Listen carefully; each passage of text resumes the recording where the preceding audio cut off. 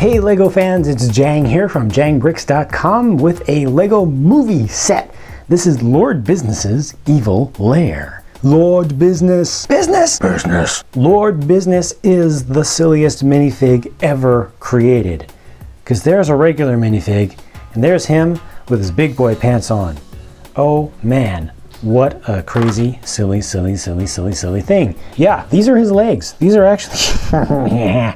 Yeah, those are actually his legs, and yes, he can actually go into a walking pose with them. He is stable enough to do so. All this stuff down here is assembled, just pretty standard stuff, but we get new legs here with these black parts that are actually integrated in. I mean, they're pressed in, but they're pressed in pretty hard, and they're not intended to be removed. They come pre-assembled. They do, however, include in the set an additional set of normal pants for your figures, so we'll check that out in a minute in his standard version. The craziest cape ever created also for the silliest minifig. It's the tie cape. Yeah, that's a tie. Wow. Okay. Yep. That just happened. This is, I mean, it's really hard for me to be serious about this and, you know, take it seriously, and it's so silly. It's got a tie on the front also.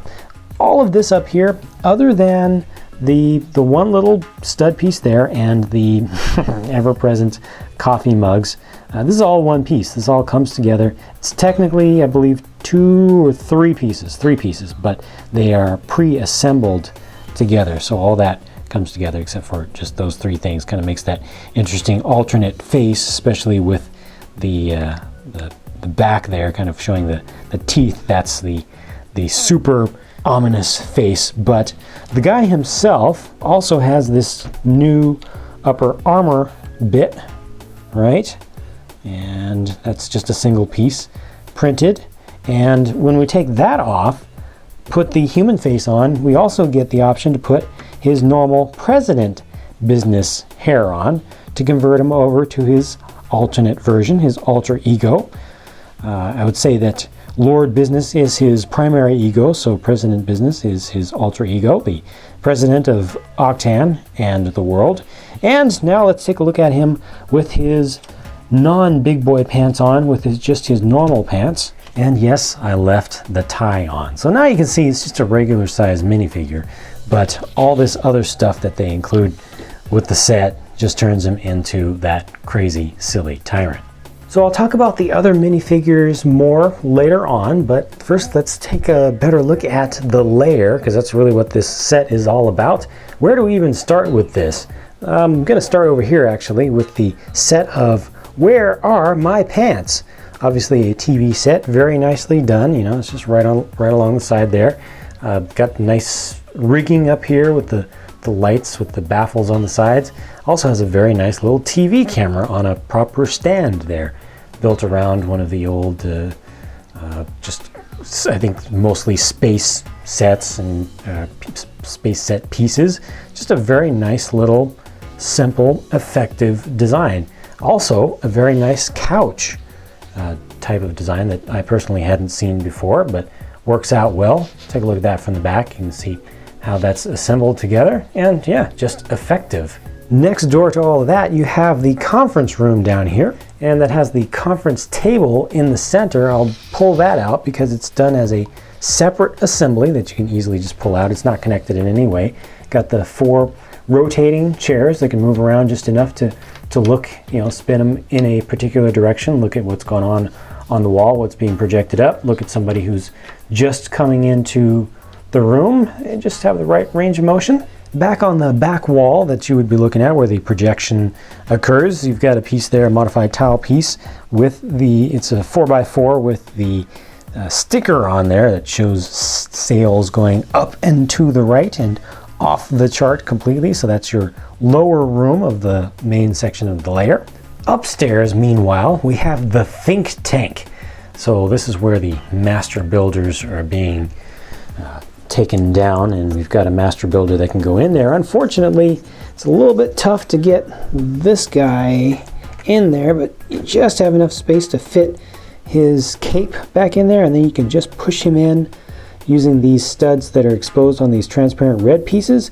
That's actually how he gets held on. Now there's an interesting thing here with the way that this whole thing is assembled, because it's partly symmetrical. These arch pieces that are used up here, that's all one piece. It's two studs thick, so actually two pieces back to back. But those same pieces that are arched this way are the ones that are used down here, arched upside down. And the most interesting thing is that they are not attached by any studs down at the bottom, not until later on. It's all clipped in. You should definitely check out the building instructions for folks who like building custom stuff. Check out the building instructions when they're available for this set and see how they put that together. Another thing that's interesting for the fans of the parts out there, this piece, this is an interesting piece with the peg at the end and peg at the other end. Very flexible piece, very useful, good stuff.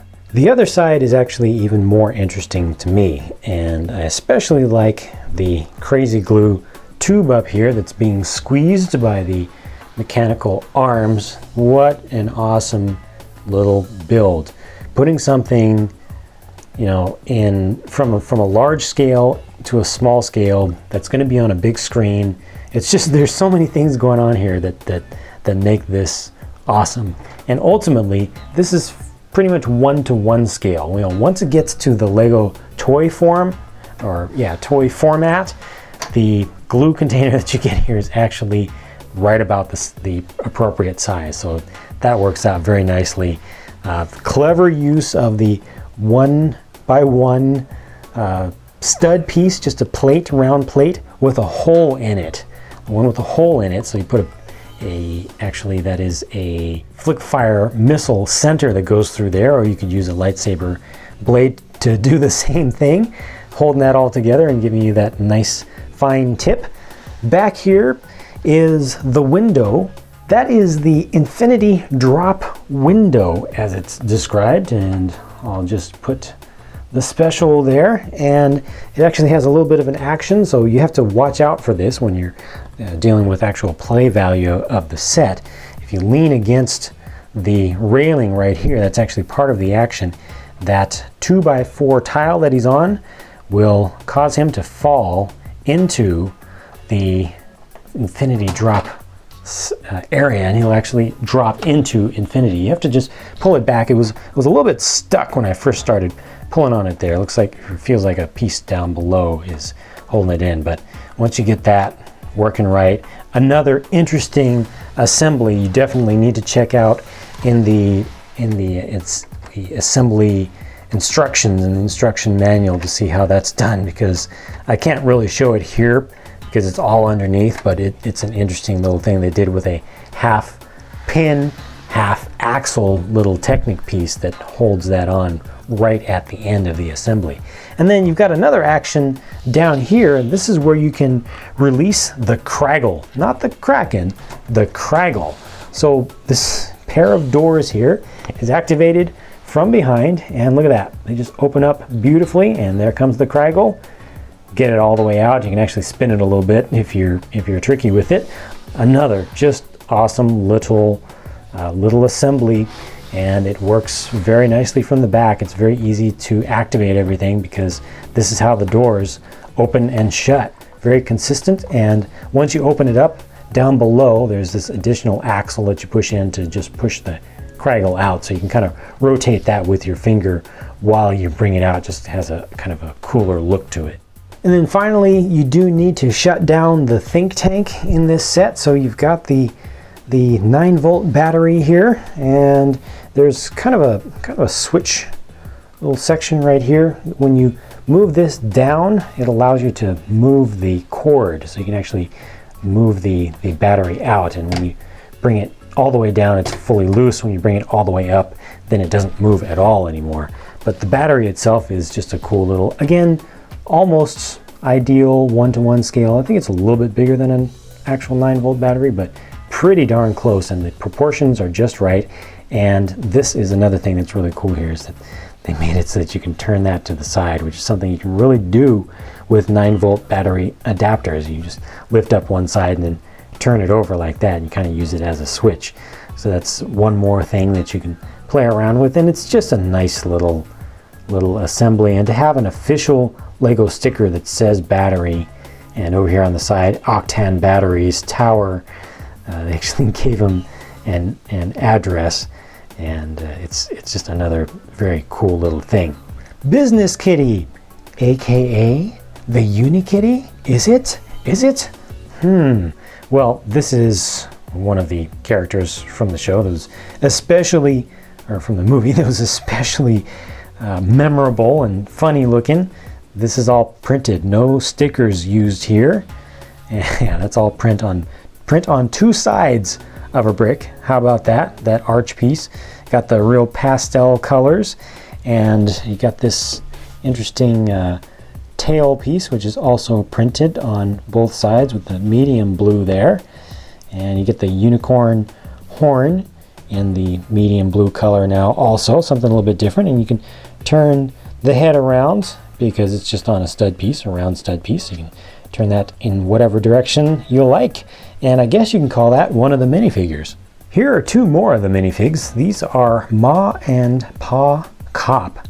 Very simple prints, low detail prints on the torsos, except for the little police emblem. And these are on the Toy Story Army Men bases. You can see, but they are in a new color. They are in clear here. I believe that's new for this series. No prints on the back here, but you can start to see that there are faces on the back. So these heads do have alternate faces, and those are. So they're very worried faces, especially since they're standing in puddles of glue that is now dried up, so they're not going anywhere. Of course, you can remove them from these bases. They're regular minifigs, but that's just part of the scene that you can set up from the movie. This is El Macho Wrestler. That's a recognizable figure. He would make sense to release even in a year that doesn't have a Lego movie. He would make sense to be released as a collectible minifig. It's a very collectible looking figure there. Yeah, this could easily fit into just the regular lines. I appreciate that very much. He's got his championship belt on right there. Very cool. And he's got the white cape. I'll take that off for you. And there you can see that he does have a good matching print on the back that works well with the one on the front. And it even includes the back of the belt that goes around his waist. And this is Morgan Freeman, aka Vitruvius, with his staff there, unprinted, bright green color for that piece, the kind of moonstone piece. He's got kind of hippie hair, I would say, right? But the big deals here, I think, are the cape and the cape, because that cape is phenomenal. It actually feels different than the normal capes a little bit because of the covering that they put on there. It's kind of iridescent. You can see it's got a shine to it, and it changes as you change the angle. It's not on the back, it's only on one side. It's just a regular cloth on the other side. But let's see what else we got. It's kind of hidden with this figure. Alternate face, kind of despondent face. Aha! That's what's under there. So you can see the full tie-dye shirt underneath, a little bit of tears or fuzziness around the edges in the front, and you see that he actually does have a mouth under there. And this is the alternate face, the first one that we saw, and there's no print on the back, which makes perfect sense. They went pretty crazy with the prints on the front, very colorful, but nothing on the back, which makes perfect sense because he's always going to be wearing this super shiny, super pearly, super iridescent cape, which now you can see just how shiny that is. And lastly, we have the special Emmet, with here just his confident face. Check out the print that we've got on the torso, also print on the hip piece, and print on the legs, and it's different from one to the next. You can see he's got his actual name tag on there. He has his name on there, and the hair piece has a little bit of a surprise there with a little bit of tied up section on the left hand side. This figure also does have a second face, So there's the, well, the worried, probably more memorable face, and probably the one that'll be used more frequently. Yeah, that's the one that you can really recognize. And back here on his back is the special piece with this is new. It's a 1x2 brick, right? 1x1x2, and it has a hole in the back, square hole, in a very odd position. Very odd position. This is an interesting thing. With that off, well, let's take off the adapter too. There you can see what print we have on the back of Emmet, and it's just that high visibility, bright silver color that's printed on there. Fairly simple, but still useful for uses other than just being this one character. You know, you can easily put that torso piece into a Lego city setup and it would still fit right in, which is what's intended to be the case, because Emmet's just a regular guy, right? Awesome. Well, there's really nothing to seriously criticize here about this set overall, because, I mean, face it, it's based on a movie that's based on Lego. So of course it's going to be accurate and it's going to fit in, and they probably built put the movie together and designed the stuff in the movie after having some of the stuff for this set already designed, you know, so everything goes together just right. And it's I love the theme, and I love the fact that there's a Lego movie, and it's just all good and positive. So super happy about this one. Happy to have been able to bring you this review, as look at this set, and I hope that you'll stick around and check out some more reviews that are on the way very, very soon, because I'm putting out new videos on a regular basis. And please do put your own thoughts, your own comments in the comment section below, your own thoughts about this set. Everybody always likes to hear other people's opinions, whether you agree with my opinions or not, you agree with my view or not, like this set or not. Let your voice be heard. Meanwhile, my voice will be heard again soon enough. So thanks for watching, and I'll catch you later.